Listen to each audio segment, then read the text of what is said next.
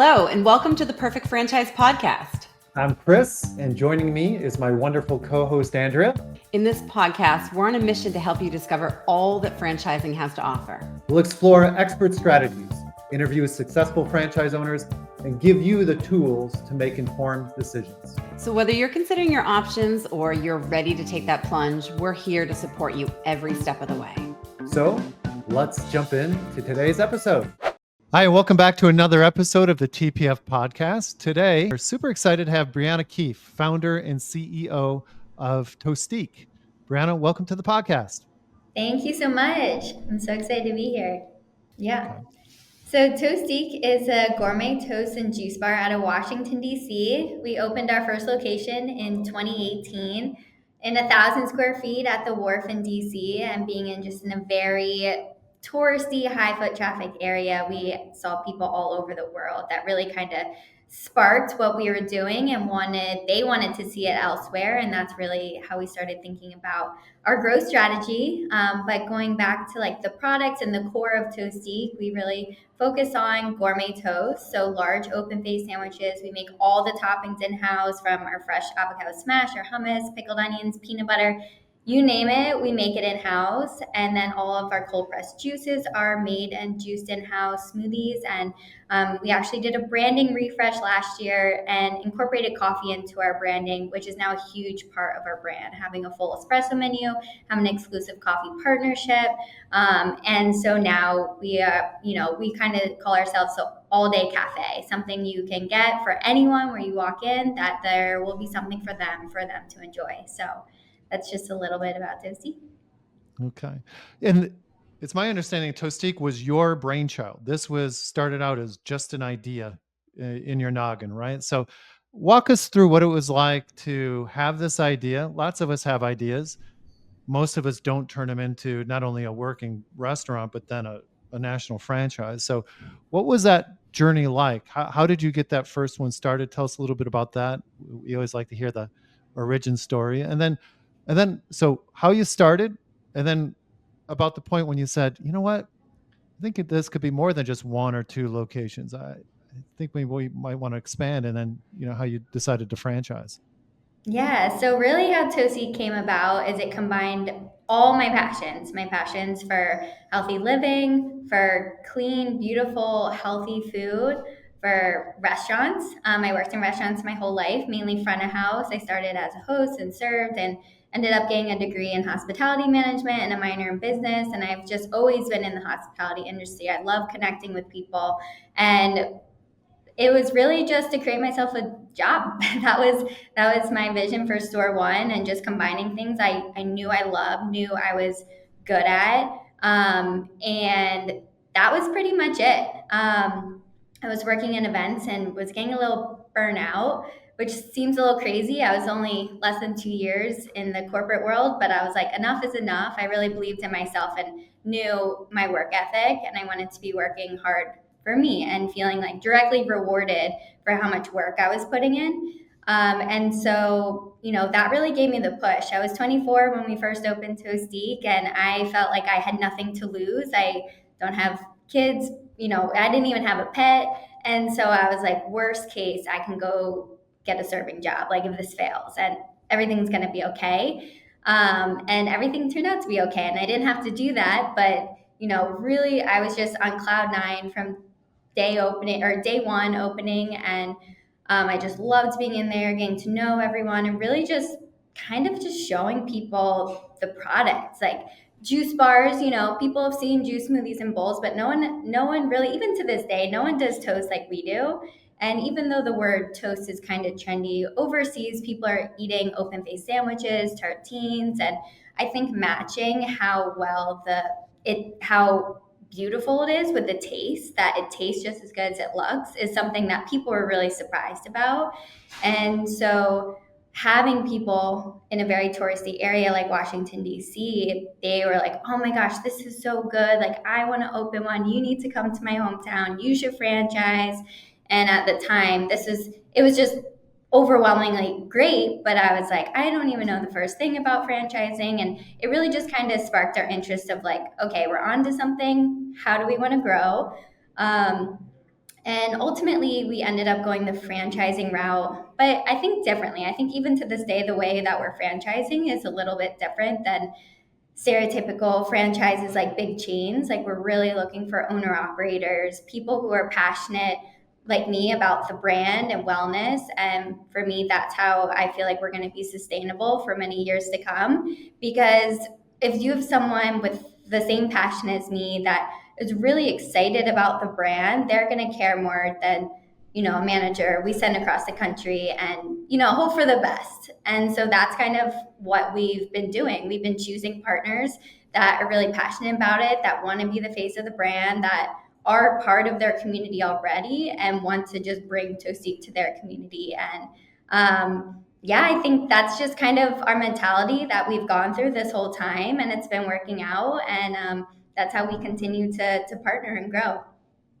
And so where are you in your growth now? How many locations do you have, and how many are yet to be opened? Yeah, so we have 43 locations right now, and we have about 20 more to open by the end of the year, which is super, super exciting. So we started around 30, I believe 33 this year. So we're roughly going to be doubling in size in a lot of new markets, but we're also hot markets for us already. We're just expanding our footprint, like California, Florida, New Jersey. So we're super excited for the last half of the year. Awesome. So I know one of the things that really separates Toastique is that the first thing is what you talked about, the healthiness and the beauty of the food, right? But because of that healthiness, everything's natural.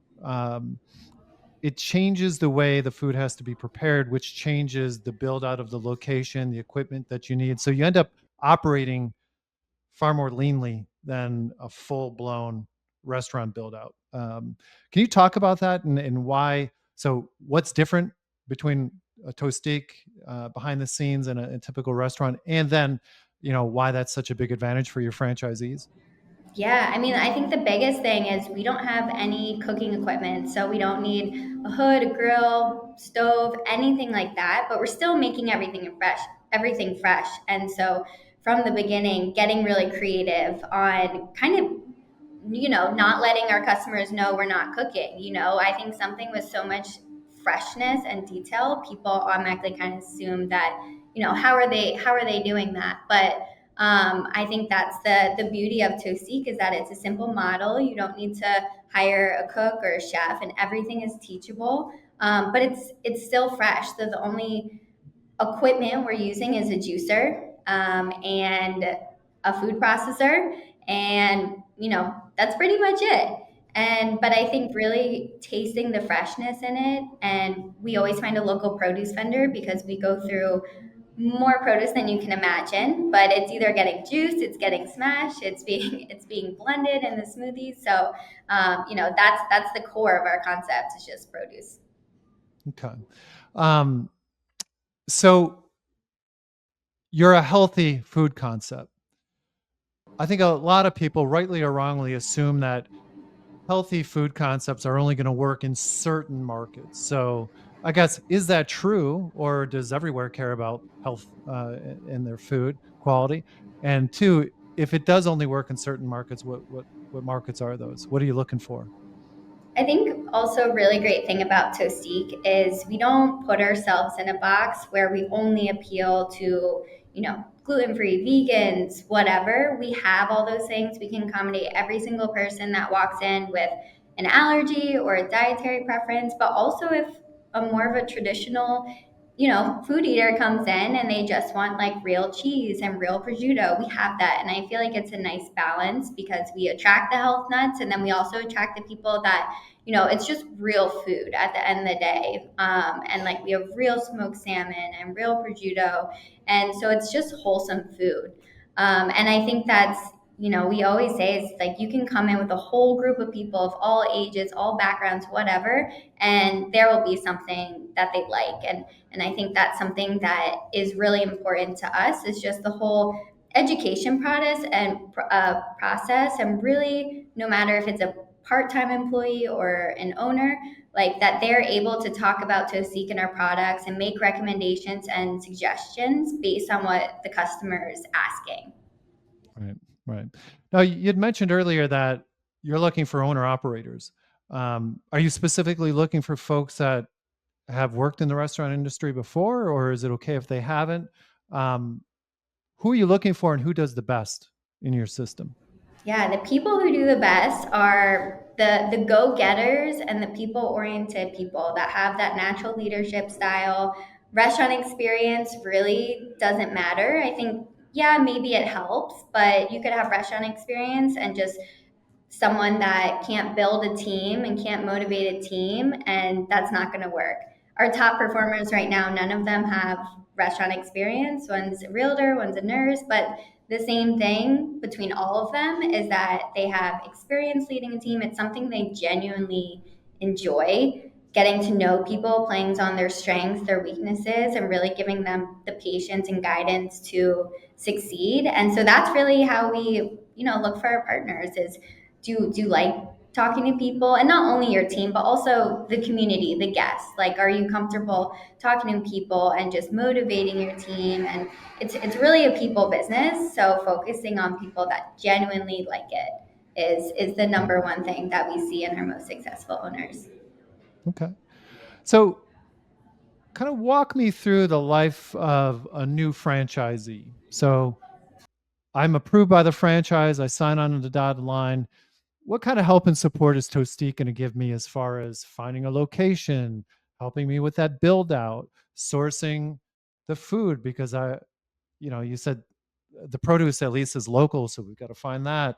All the walk me all the way up to grand opening and opening day. How do you help me find employees? How many employees do I need? Just walk me through that a little bit.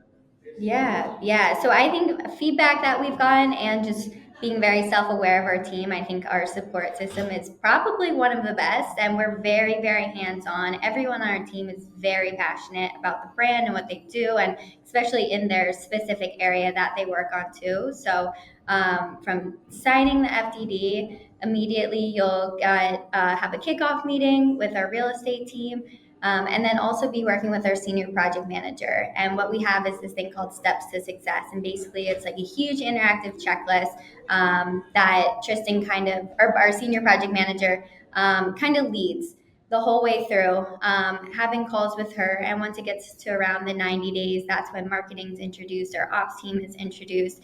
And really, so you can start focusing on the details. And so our team kind of breaks off into sub calls to make sure that they get enough time with the marketing team and the ops team, getting all the vendors set up and all the back end and scheduling software set up. And then also our training team as well. Our director of training works closely with our franchisees to plan the training. And it's 4 weeks in DC, which can be split up. And I think our training program is truly one of the best things that we offer, because we are perfectionists. We are so detailed in everything that we do.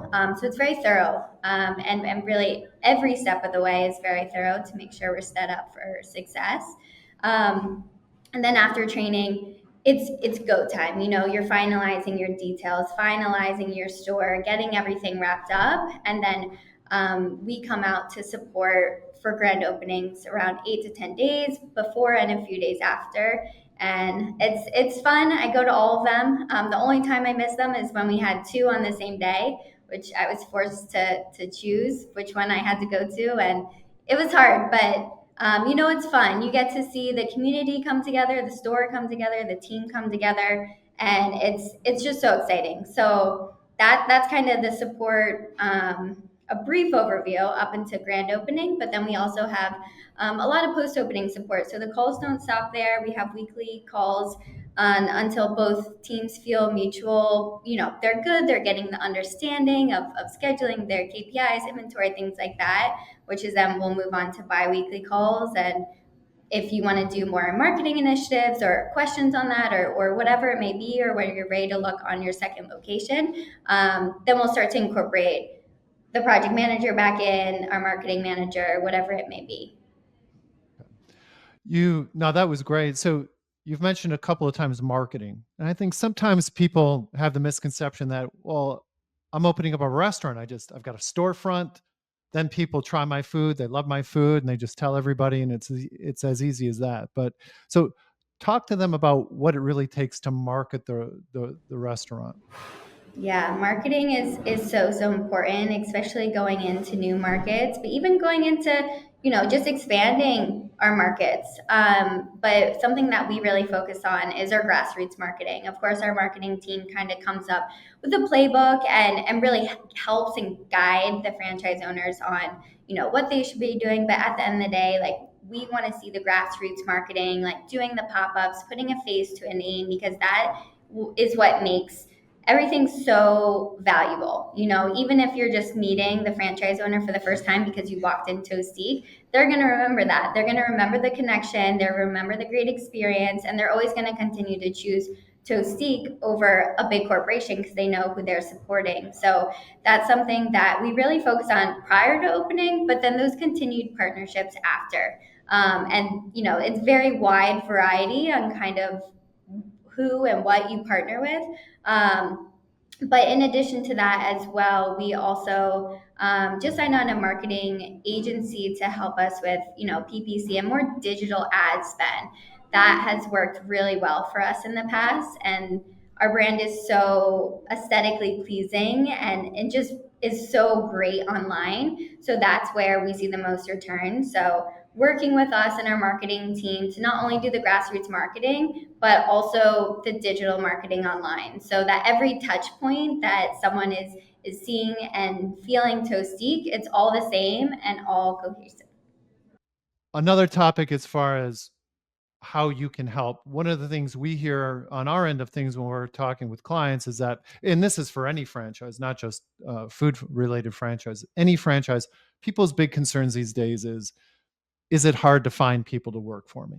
How hard is it to find employees? So I would ask you, how hard is it? And what do you do to help the franchisees find those folks? And how many folks do you need when you're opening up? I know it can get bigger over time, but so a few questions all wrapped up in the one there, but go for it. I mean, I think in hospitality, finding good people is hard, but I think it all leans back to the leadership. It's if you have good leadership, if you're helping them train and really giving them all the resources they need to succeed, it's going to be easier to retain your staff. And the biggest thing, being an owner operator, you're leading by example, you're in the trenches with them, you're not asking them to do anything you wouldn't do. If you're the opposite of that, yeah, it's going to be hard to keep people because there might not be that respect. You're asking them to wash dishes, but they've never seen you wash dishes or take out the trash or whatever, and it's really leading by example. And we have a lot of kind of documents and resources to help, and performance-based bonuses, and kind of how to identify great team members and promoting them from within, because that's what is really important to us. But I think any business too is really giving people the opportunity to grow into however big they want to grow. And going back to how many, so with the first store, we say hire between 10 to 12 people. Just from experience, we know some people won't show up on the first day, or they won't show up for the second day or second week. And you never want to be in a vulnerable spot where you're like, oh, I have to keep this person because I just don't have anyone else, because that also is not great for your really great team members, the people that are working hard, that are showing up on time. And then if you have these weak links that you're keeping around, that's really going to hurt your A players. So really kind of starting off with 10 or 12, just knowing what will happen in the first few weeks. But I would say on average, to run one store, you maybe need between like 6 and 8. It really just depends on your full-time versus part-time ratio. But we try to hire as many full-time as possible and maybe only have 1 to 3 that are part-time. So what I want to do now is kind of switch directions a little bit, and move away from Toastique specifically and just kind of pick your brain now that you are a franchising expert. You didn't start out as one, but you are, and that expertise is hard earned. So 2 questions for you. We call them our rapid fire questions. So what would you tell somebody who's seriously contemplating buying a franchise? They're seriously contemplating starting a business for the very first time in their life, just like you did. What's one piece of advice you'd give them? My biggest piece of advice is really to be fully bought into the brand, be passionate about it. You can't think of it as just an investment or something you want to do for fun, because eventually you're either going to get burnout or bored if you're truly not passionate in it. And no matter what that business is, but really believing in the brand, believing in the mission, like get excited talking about it. If you get excited talking about it, everything else kind of falls into place, because it's a lot of work. No matter what franchise you do, you're owning your own business. It's a lot of work. So really make sure it's something that you're passionate about. Great advice. And so to follow up, now we're talking to a person who already made the leap. They started, they're in that first year, and we know what an emotional roller coaster that first year can be, right? What's one piece of advice you'd give them to get them through that first year?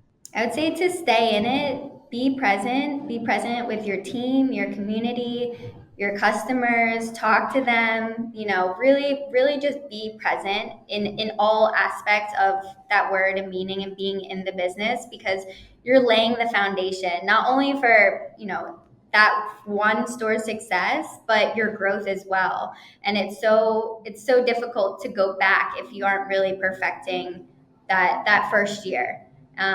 Taking the time to really build a team, to really get to know your customers, like give it your absolute all, and you'll be rewarded for that after the first year.